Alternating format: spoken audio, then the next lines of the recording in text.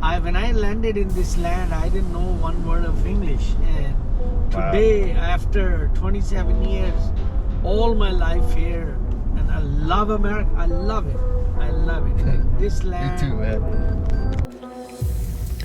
Welcome to Uber Stories and Anecdotes, a podcast that explores the wild and the wonderful world of Uber experiences. From the wild to the weird, the funny to the downright frightening, we'll be taking a deep dive into the fascinating stories of Uber drivers and riders from all around the world. We'll be talking to drivers about their most outrageous experiences and hear some stories about them leaving their homelands and their journeys towards the United States of America. You'll hear tales of those trying to grind towards a better life, the heartwarming, the funny, and sometimes the downright scary stories they share. So if you're ready to be amused, surprised, and taken on some interesting rides, join us at Uber Stories and Anecdotes. The following is a conversation with my Uber driver, David from El Salvador. We're in Las Vegas, coming in from the airport to my room near the convention center.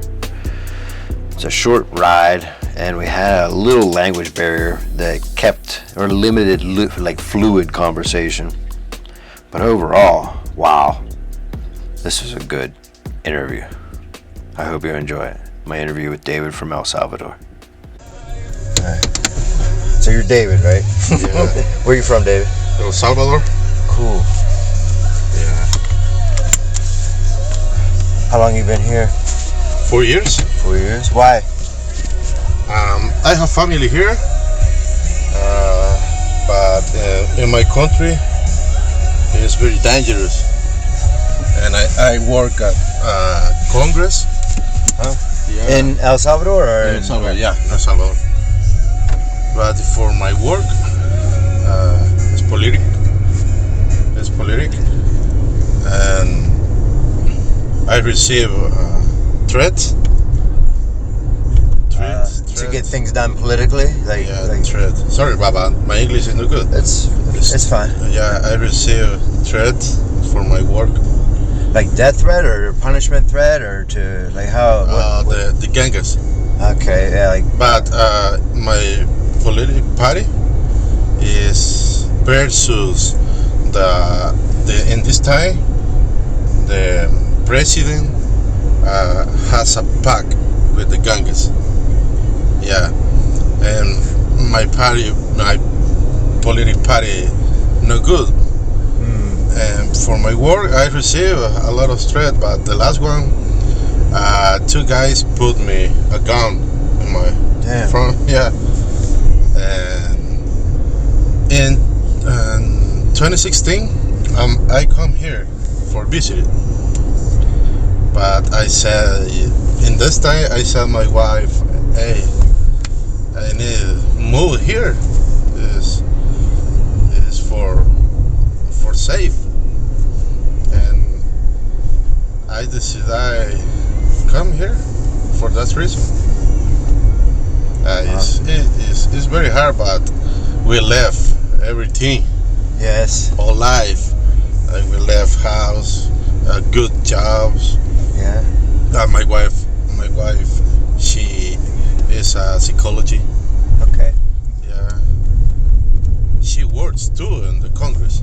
Oh wow. Yeah. Yes. Like Congress in Las Vegas or Congress in DC or in El Salvador. Okay. Yeah, in El Salvador. She still works with Congress in El Salvador, or did she leave that behind too? No more. No more. Yeah. Yeah. Why Las Vegas? I have family here. Okay. Yeah, it's nice. Here live my brother. Okay. Yeah. But right now, we ask for asylum. Okay. Yeah, here, but we stay until in the process. Yeah. When you were threatened and say gun to the head, like what did they want? The gang was it gangs or yeah? What did they say they wanted? Why did they want I no more working in the politics. Okay, because your party is different. That is in February. I don't know, in January, in beginning the month, but in last days, the February has a election in my country. Okay. Yeah. Oh, so And he said me, hey, you no more work in the politics. You know, well, okay. But you follow work, we kill you. wow. Yeah. No ask me money, no money, no. They Yeah, want I no more work in the politics. Is it a certain party in the no politics altogether, or Yeah. was it against the president?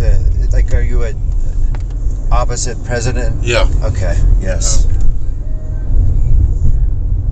But in this time, the politics in the government are bad with the gangas. It's bad. Yeah, and I can see that. I hear that. The gang, I always hear MS-13. Is that like the main gang down in MS-13, Maris Lucha 13? Is that a gang that's known in El Salvador? Yeah. We hear. Yeah. That's only. Are there more than one big gang? Are there many gangs, or? I should learn Spanish better. My son's taking it, so I should learn. Are there many gangas? Multiple. I could probably figure it out and translate.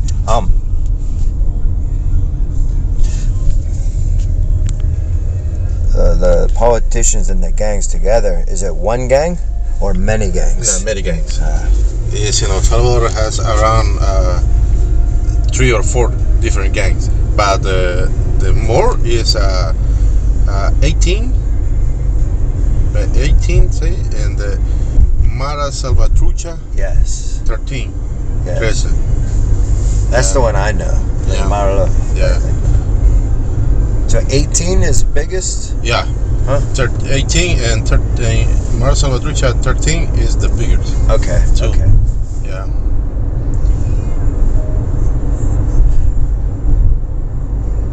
But I have a fear return to my country, but I don't want. But I don't know what happened with the process for asylum. I believe in God. First, God is good for us. We have three daughters. Okay. Just one born in El Salvador. So When come here, she has 4.5 years old, and the other 2 born here in Las Vegas. Nice. So 2 Americans. So they get to stay Yes, yes, no matter what. yeah, So safety is, that seems like whenever I go and I travel, I talk to Uber drivers like yourself, and a lot of times safety. But why America, not some other country? Because of family. Why? Yeah. Why do you think? Why did your family come here? Like your brother. Why? Yeah, my brother and I have an aunt here. In different state, I have a more family in Los Angeles. My sister-in-law lives in New Jersey. Okay. Is it safety? Why they come here? Yes. Yeah. Yeah. American police, is that good? How do you think justice is good in America? Yes. Yeah. Never has a problem with the police. What about in El Salvador police? Oof, it's bad. But in El Salvador, I can't say the police, hey, the gang has put me in. Let me see. How do you say? I can't put a complaint. Yeah. With the police, but the police is the same with the government, with the gangas. Yes. They all have power. A lot of cops are gangs. Wow. Yeah. Yes, it's very difficult.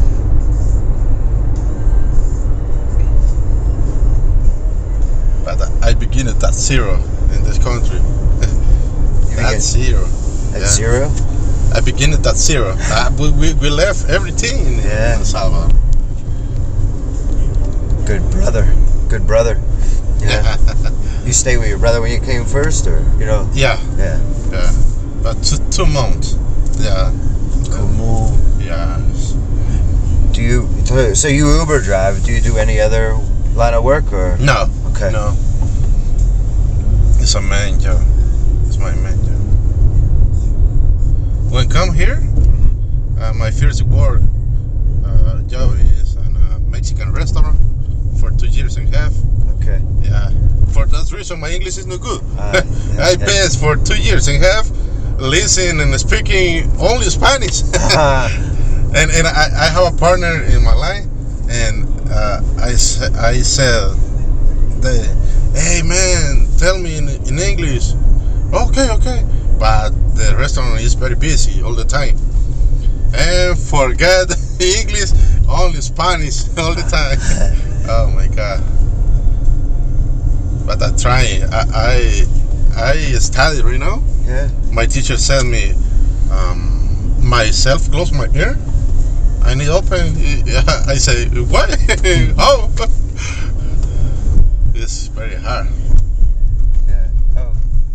Doing pretty well. Yeah. We understand for the most, Yeah, but my big problem is understand. Yeah, but I can write. I can read. I speak a little, 25 or 30%. Okay. But understand is 5%. And my teacher said me, hey, when you watch TV in English, you put subtitle in English. Yeah, everybody said me. No more. I said, what? Okay, when you put subtitle, you can read, right? Yeah. Okay, you read and you're probably listening. No more subtitle. And 1 or 2 words, you understood? It's good. And follow. No more subtitle. Oh my God. Yes. Yeah, it's very hard, but I try it. I get you. Day for day. Thank you for speaking with me, David. No, it's my pleasure.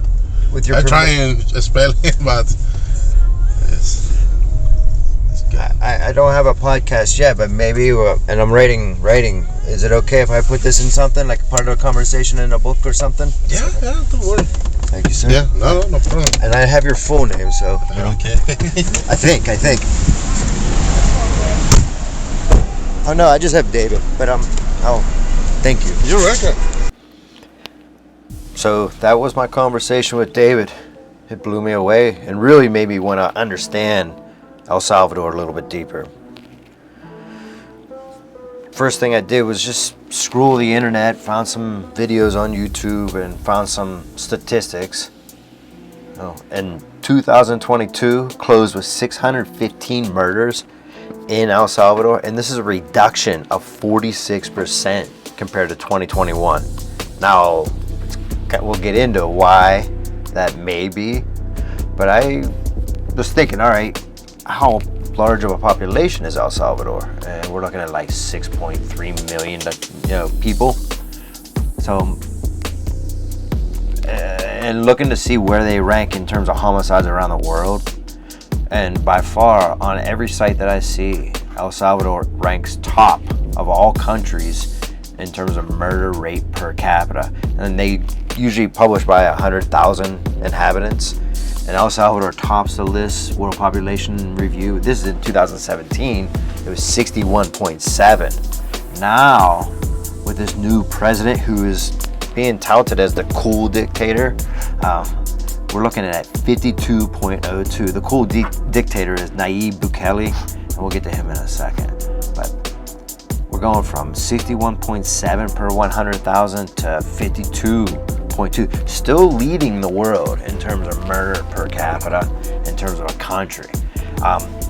Just to kind of compare in terms of size, I was like, okay, what city, what countries are comparable?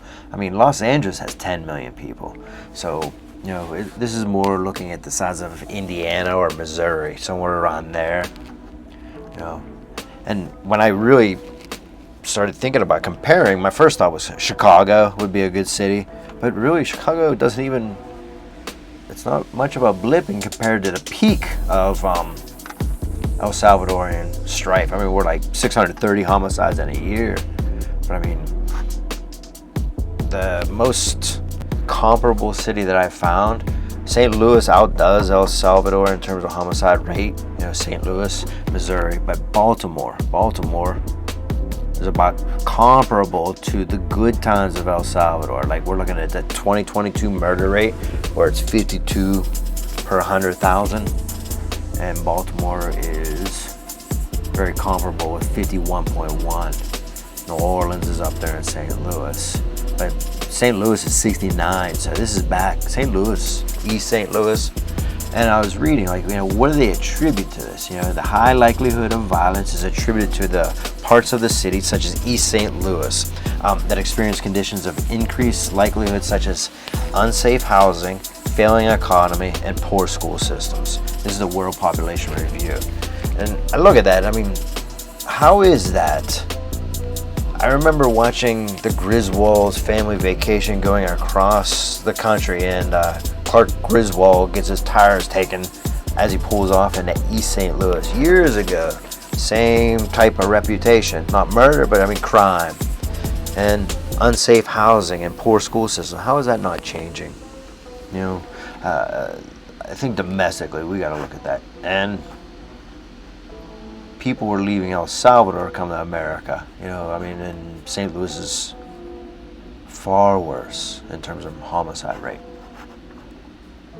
And just looking at other cities, Baltimore is the comparable, but if you look around the world, the top 5 cities, when I speak with people sometimes and talk about homicide rates and all that, a lot of people talk about Mexico and the drug cartels, and they don't necessarily pop up on as a country, it doesn't necessarily pop up on the list, but if you look at individual cities, the top 5 are all Mexico. 6 of the top 7. Tijuana, 134 per 100,000 citizens. It's just amazing, but it's just kind of a 1.7 million population as of 2019. Now that's Wikipedia, but I think it's a decent show of Tijuana, the cities. Now, remember talking about the cool dictator, President Nayib Bukele.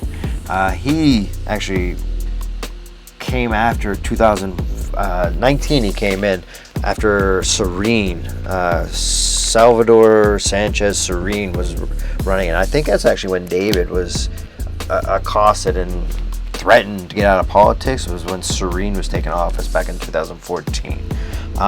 But now this new guy, Nayib Bukele, really, he came into office. Now, one thing, he wants to bring employment to his country, and that helps. But he's touting that he's dropped 48% murder and homicide rate.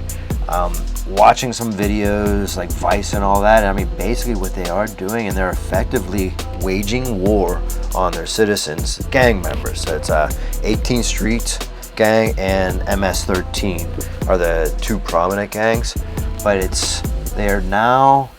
gang members are now listed or seen as domestic terrorists. And watching some of these videos, essentially the country is effectively at war. They had a civil war, but now this is a war kind of eradicating the crime, just going in there. And the videos you see on Vice News, police officers dressed in black with guns coming in the middle of the night and just arresting suspected gang members. So the jails are filling up, but the homicides are going down. And watching it kind of freaks me out to think, the government is labeling its own citizens domestic terrorists, and that they can go in and arrest people in the middle of the night. I think of old socialists, like Stalinist or Ivan the Terrible and those things. But at what point does the government have a duty to do this? And I worry about some of the semantics you hear in politics. Which side are you on, and almost calling our own citizens, even in the United States, implying terrorism if you're not aligned with the government. A little sketchy there, but I think El Salvador definitely needs something like this at this point. But you know what? I remember President Trump talking about Chicago going in and sending in, I want to say, troops or martial law, something to that extent in Chicago. That's why I kind of went to Chicago first. But I mean, look at Baltimore. Look at St. Louis. There are cities that are actually more dangerous than Chicago. New Orleans is another one. New Orleans. You know, we have some domestic issues, and you know what bothers me is you hear things in terms of politics, and nothing is really looking to address the problem. It just causes more frustration. And defund the police was popular for a moment, until I guess even that side saw the stupidity. But there's a lot of money being spent where we can have community centers, big brothers, improving the schools, maybe rebuilding the housings. For a while, there was $80 billion was being quoted to solve homelessness. And yet, you know, $1.7 trillion package just got signed. Nothing to do with that. $80 billion, a drop of a bucket in trillions. So, all right. Off on a little tangent. I think I'm going to stop here. Looking forward to some more interviews. I'm heading to Tampa Bay next month, so stay tuned to Uber Stories and Anecdotes. And if you haven't, if you're here at this point, please subscribe. And I'm going to try and put on an episode once a week. Thanks for being here.